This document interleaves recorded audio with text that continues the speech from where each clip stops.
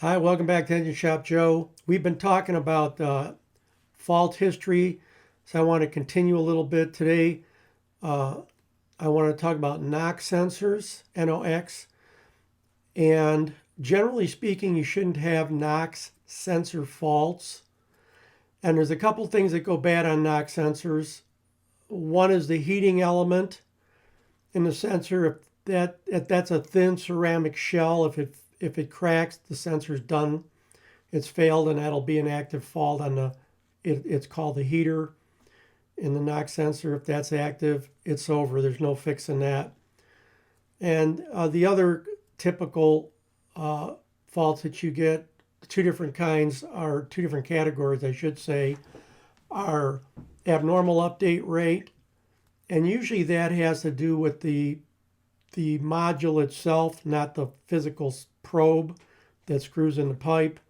Something starts happening inside that module. And then the third fault you get is drifted high or drifted low.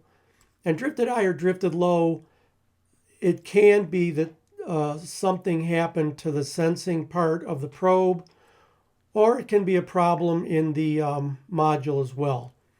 So typically, Cummins anyway only wants the module back, and they say that when you replace the sensor, you can cut the pigtail off a couple inches off by the probe, and they want that piece of pigtail and the module back. And when you buy a Recon, you'll see that the pigtail's got a heat shrunk bump in the center, and that's a connector because they have uh, cut the harness that you sent back, put an end on it, and made a new sensor with a new probe. And then they do whatever they got to do inside that module, whether it's new firmware, change any parts. That I don't know. That's going to be confidential information. But anyway, so let's take a quick look at these faults that I saw when we were looking at another problem, and then I'll comment why we're looking at it. So once upon a time, a number of years ago, probably 10 now, an engineer said to me, there's two kinds of NOx sensors. One that's failing actively and one that's going to fail. And at that time, 10 or 12 years ago, they said the number one sensor failure predicted and known was going to be NOx sensors. They just didn't last, whether it was the environment they were in or I don't know what other problems they might have had, but that's what they said. So I was down looking at this list of faults for Jake, and he was asking me what I thought about a couple faults on here, and he wasn't mentioning anything about the NOx sensor. So I said, Jake, what do you think about those NOx sensor faults? Now, I've got a couple outlined in red, 3583 and 1694. And 3583 is the outlet NOx sensor heater abnormal rate of change. So that basically means that the module has lost communication either internally or with the heater element, or I should say the status of the heater element. And you should never see that, never. So that's a flag in itself. But that's not the only one. Let's look down one.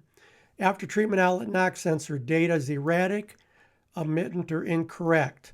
So now we know we have two counts of data problem with the numbers that the sensor's reading are not correct for the environment that is occurring at that particular moment.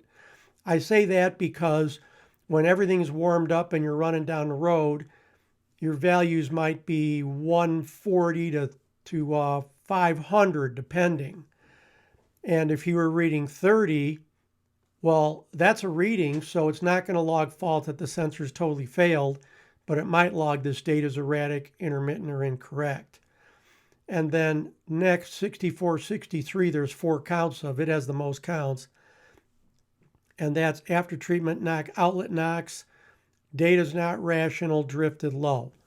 So if we could see this sensor in a running down the road, let's say you were on the turnpike and you got the cruise on and you're on a slight grade, so you got a nice steady pull, same horsepower, same amount of knocks, everything's the same. If you looked at that knock sensor, it would be reading lower than it should have been. And a lot of times the ECM will, you can see in comparison to the inlet. So let's say that the inlet was 340 and the outlet was 330. Well, that's not low enough. You'd be logging other faults for the SCR system if that was going on all day long. It would think that the SCR injector wasn't working properly if the outlet knock sensor reading was in normal ranges.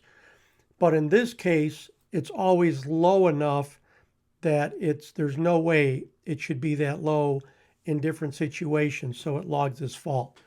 So I said all that to say, if you see faults like this, replace the sensor. If you don't, it's going to fail. And if the guy's on a long trip and he takes off from a truck stop or whatever, gets on the highway and he's going to drive, 4 or 5 hours into the night, if that sensor decides to stop working in an hour, he's on the side of the road in an hour and a half.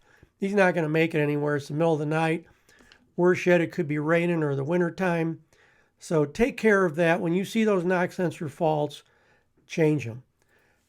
They were such a problem that Cummins actually now can predict when that sensor is going to fail, and it will send a note to the owner of the vehicle if they have that option turned on with Cummins. It'll let them know, hey, you need to go in and get this sensor failed, the sensor that's failing changed, because in 90 days or less, it's going to fail.